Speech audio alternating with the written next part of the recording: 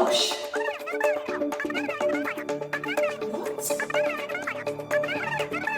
You're joking.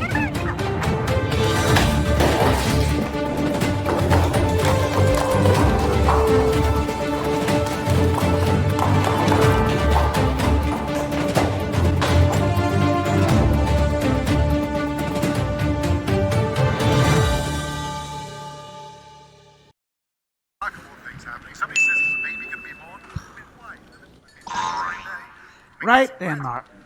What stories have we got for the breakfast show? Not a lot, Ben, I'm afraid. We could try and find yet another angle on the census, I suppose. No, please, no. I am sick to death of stories from people whinging that they've got to travel miles and miles to get to their registration center. That is reality for many people. We are absolutely right to focus on all the distress and upheaval that this latest Roman imposition is having on our nation. The best example I've heard are some who have had to travel all the way from Nazareth up in the north, right down to Bethlehem, deep in the south. That's about 80 miles, you know. That's a long way to have to walk. They should get themselves a horse and cart. Sometimes I wonder if you're on the same planet as the rest of us. The poor of this land can't afford to hire, let alone buy, a horse. They've got a donkey if they're lucky. Boring. I am sick to death of hard luck, oh, poor me stories. Enough is enough. Well, we could do a feature. The real reason for the census. I like that. 3 words.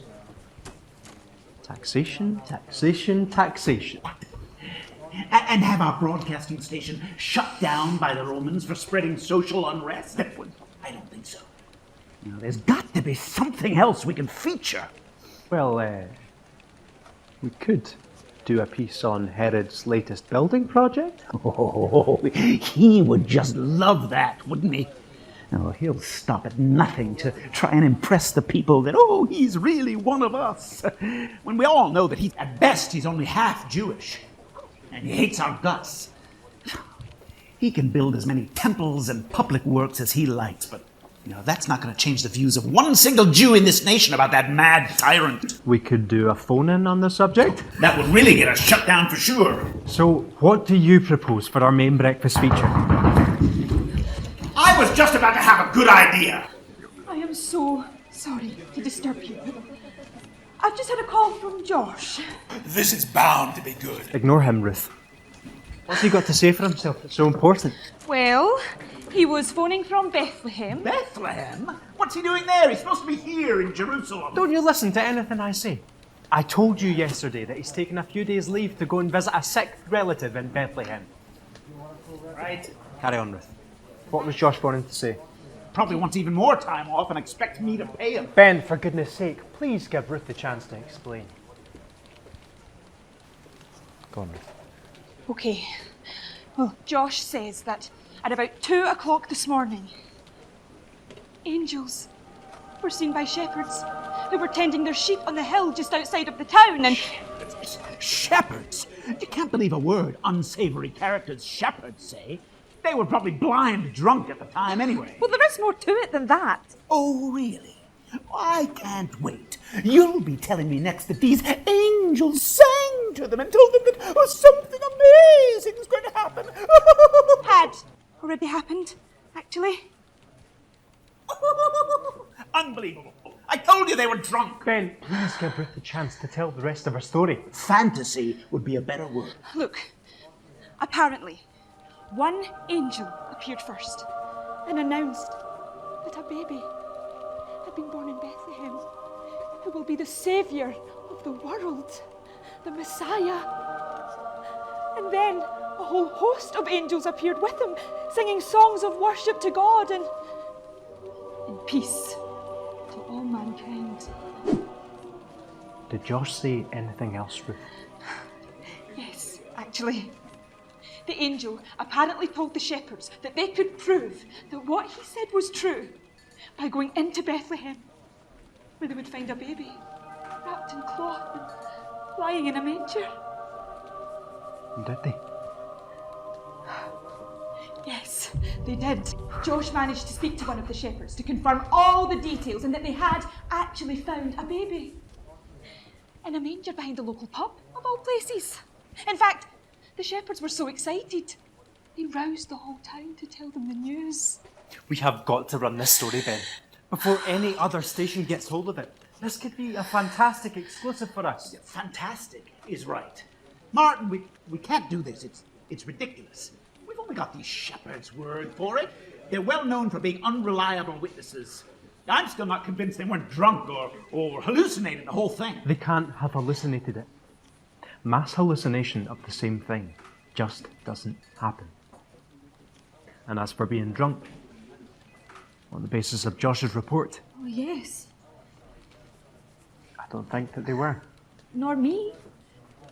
Josh was quite convinced they were telling the truth. I mean, he never once suggested that they were drunk. Well, even if all this is true, how do you think Herod and the Romans are going to react if we broadcast that a Messiah has been born? Remember what's happened before to so-called Messiahs. They've all either come to nothing or been crucified and forgotten about. That is a risk that we have to take. This baby is truly God's Messiah. Then surely He will take care of him, won't He? Yes. Look, if you're still worried about the possible consequences, then we'll play down the Messiah bit. And we'll focus on the angels and the baby in a manger angle. What do you say? I've got a feeling I may regret this. But okay, let's run with it. Ruth, get hold of Josh and tell him that we need interviews from some of the shepherds, the owner of the pub, the residents of Bethlehem, the baby's parents, the donkey, anybody who has anything interesting to say about what's been happening down there. Right away, Martin. Then get on the phone to all the staff, wake everybody up and tell them to meet down here in the newsroom in 30 minutes from now for a briefing. I am on it.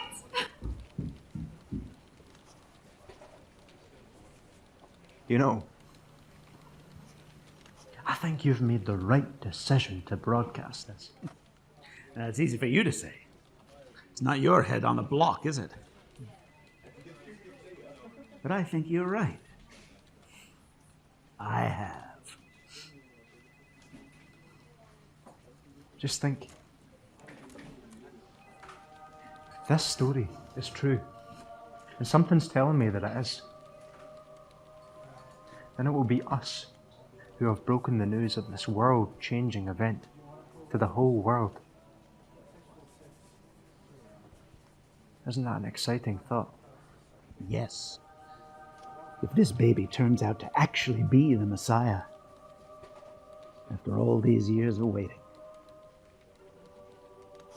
Of course, the really frustrating thing is we won't know for sure for about 30 years. I just hope I'll still be around then to see it.